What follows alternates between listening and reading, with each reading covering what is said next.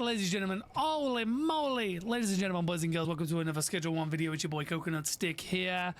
Today, I decided to theorycraft up and want to test a bungalow cocaine setup.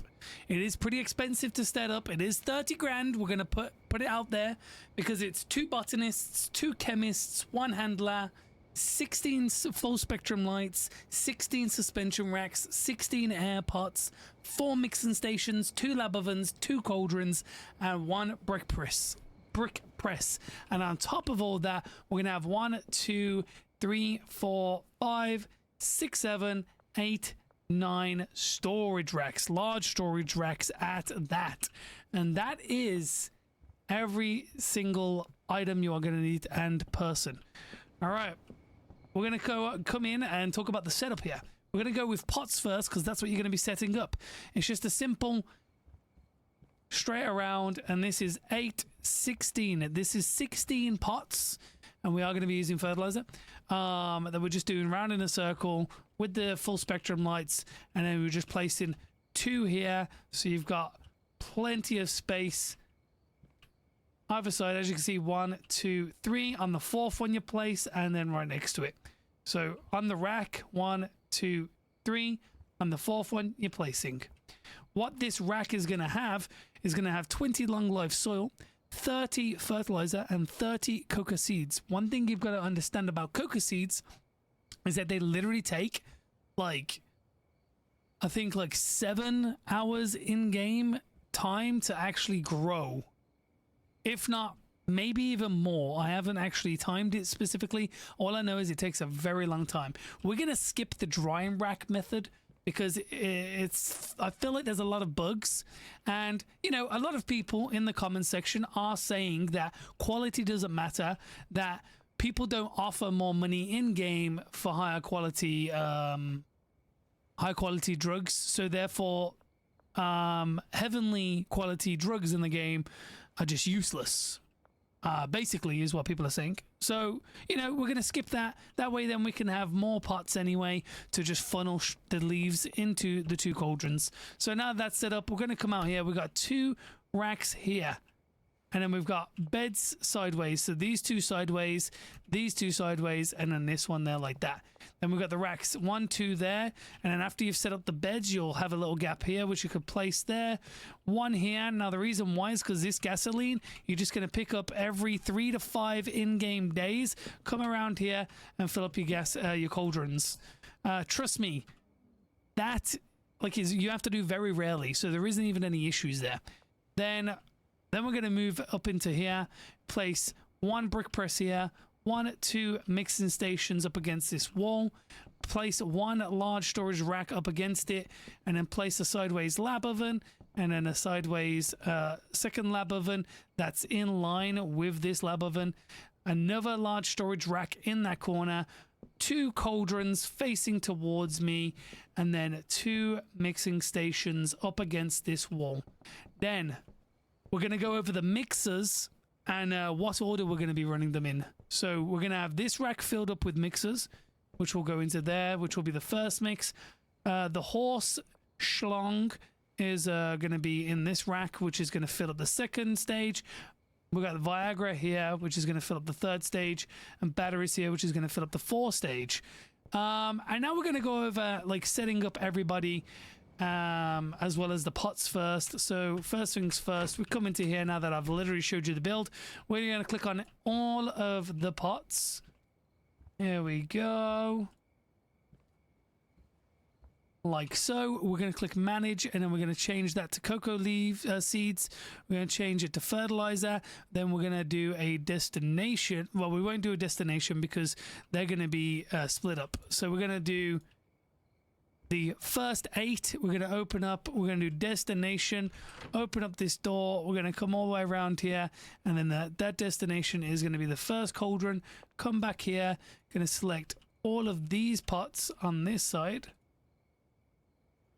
and then destination all the way out here into this cauldron. So these cauldrons are permanently going to be fed the coca leaves when they are done.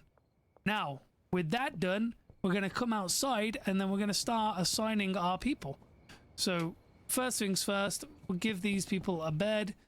Yep, assign stations. So there's a cauldron bug right now where if you assign more than 2 cauldrons to one chemist, there will be they will bug sometimes, and then you'll have to save and reload. So what we're going to do here instead is we're going to assign that cauldron, that lab, and then the first 2 stages of, actually the first stage and the third stage of the mixing process.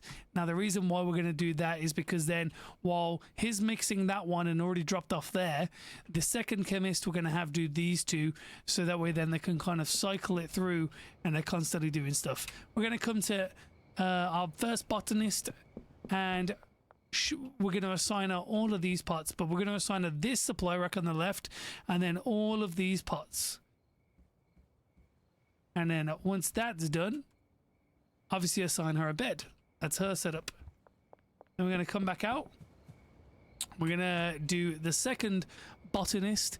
Obviously assign him the whatever bed you can. Come in, second rack, and then we're going to do these 8 pots. Simple. Straightforward. All right, now that that is all set up and then we don't need to bother with them anymore, make sure we assign our chemist, do the bed, and then we're going to do this, that cauldron, that lab, that mixing station, and then this mixing station to basically fulfill it all. We're going to scroll out and then we're going to go manage cauldron, destination here, manage cauldron, destination here.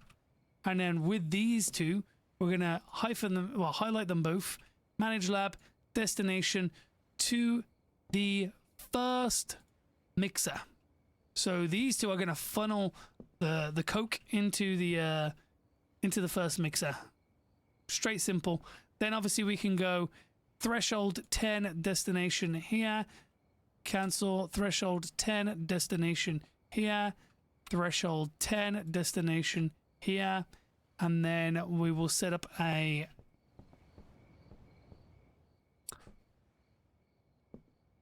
we can actually set up our handler to actually move from there to there because we've already got 4. Okay, so we're not going to actually set a destination here, but we'll set that to 10 because we're going to get our handler to do that from there over to here at the end. So now that we've assigned all of these destinations and pots, like so, that should all be set up now. The supply should be set up now. You should have assigned your people to all the stuff now. Now we're going to be running the handler. We'll give them the bed, assign them this brick press here, and then we're going to go over all these routes. So the first route is going to be the first rack, which is this one here with the motor oil, from there to this mixer. Then we're going to go from the horse rack over to the second mixer. Then we're going to go the Viagra to the third mixer, and then we're going to go the batteries to the 4th mixer, and then we're going to add one last one, which is going to be this mixer right here to this brick press here. And then with that set up, we're going to do the destination of this brick press to this storage rack here.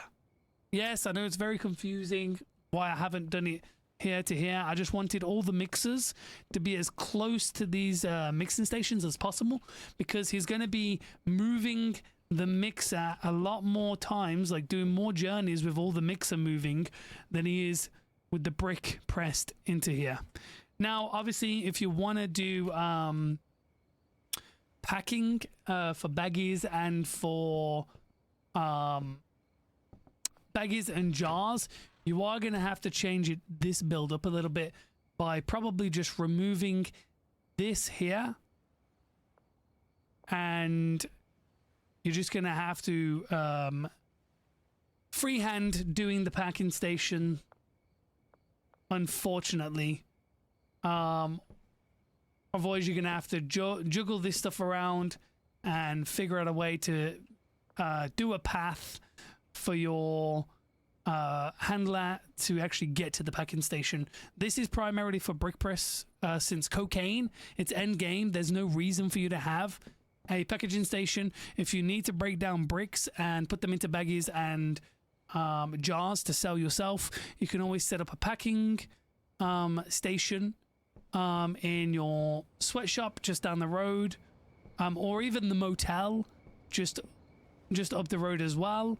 And then what you can do is have the end mixer, so the last mixing stage, get routed instead of into the brick press. It'll just be straight routed into the rack, and then you'll have your handler, instead of moving it from the mixing station to the brick press, you'll obviously just have the chemist move it from the mixing station to here, and then you'll have your handler's last route move it from here to here, and then you'll have 2 full racks of cocaine. Once you have the two full racks of coke, you know, every a few days or so, well, probably like a day or two, you'll pick it all up, you'll take it over to the packing station with your baggies and jars already there, and then you'll just bing, bang, bong. Whether you have a handler over there that will automatically jar and bag your stuff up there, that's entirely up to you. But I solely have made this efficiently for brick pressing needs. Now, I'm sure I have set everything up.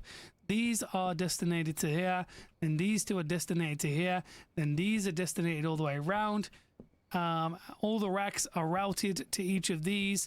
That gasoline rack there is just for you to fill up this every 3 to 5 days whenever it needs it. It is very unoften because it uses 20 coca leaves to 1 gasoline, and I'm sure the timer is either 6 or 7 hours in-game hours per one. So that's 20 times, let's say it's 6 hours. You know what I mean? That's what? So every 2 is 12 hours in-game, so times that by 10, that's 120 in-game hours. So that's longer than a week. Think about that. You very rarely need to fill that up at all, so you could just remove that and maybe move the beds around in an orientation where you're able to fit your packing station in, or you can always just remove this, right? This rack. You can use this second rack for the Viagra, for instance, and you can have a packing station here. So yeah, that's basically the build. I'm actually gonna sleep first. I don't have a bed here, so I've got to quickly go sleep over at the sweatshop real quick. Or the motel, sorry. So we're gonna sleep there and then get it rocking and rolling. To be honest, I ended up making this build because I'm trying to make every building have the most efficient builds possible for every type of person that is playing this game. So, yeah, this is why I'm doing it this way. Now, with this mixing, if you are still here, then you're getting the rundown of the whole information on mixing what this recipe is going to make. There we go. This recipe is actually going to make a $408 cocaine, which that is gonna let's start actually getting these working.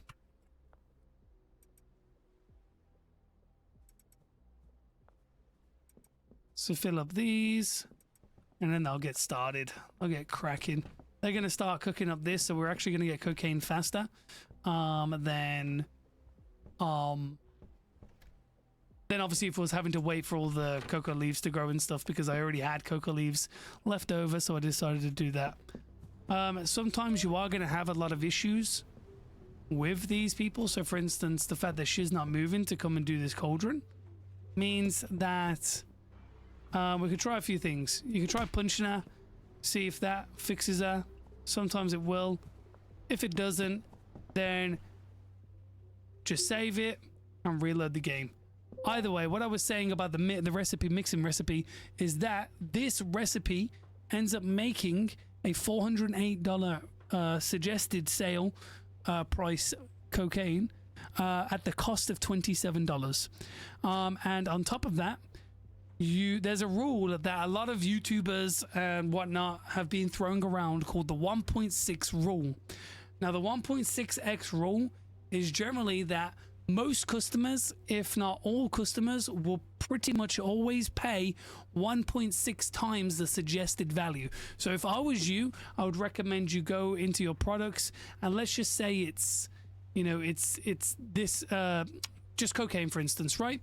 So that's 150 suggested. So if we go into a calculator and we do 150 times 1.6, the suggested will be $240. So you'd put the asking price to $240, and everybody should be buying, the customers should still pay that price for this product and any product that you do this with. If you feel like or notice that sales have slowed down because of how much you've put the price up to, just instead of doing a 1.6 rule, just do a 1.4 rule. So instead you'll do 150 times 1.4, which is 210, and then, like, no matter what, they're always going to buy at 1.4. But people have also been saying in these videos that not always, customers won't always pay the 1.6 suggested price. So just be wary of that and just keep on top of it and calculate it. But the TLDR is this is going to make 408 suggested. So we times that by 1.6. So then you'll be putting your asking price of this product that we're making here at 652. If you want to be rounded up and be OCD, 650 is fine. Now, if you think about it, right, 650, right, 20% of that, which if you are dishing it out to your 6 dealers that you have, right, they will be making per one, right? So 650, 10%, 65, double that, that's 612, 510, that's $130. So $130 take away from this would end up being $520 still. So just think about that for a second. Even the dealers per sale on your 6 dealers that you can fill up and will have 8 customers, which should make around 8 sales a day, because technically every customer will buy, should pay once a day at least for products. You're looking at, you know, per day ridiculous price. So let's just times that by 8. For obviously the 8 customers, which is 4,181. No, yeah. And then times that by 6.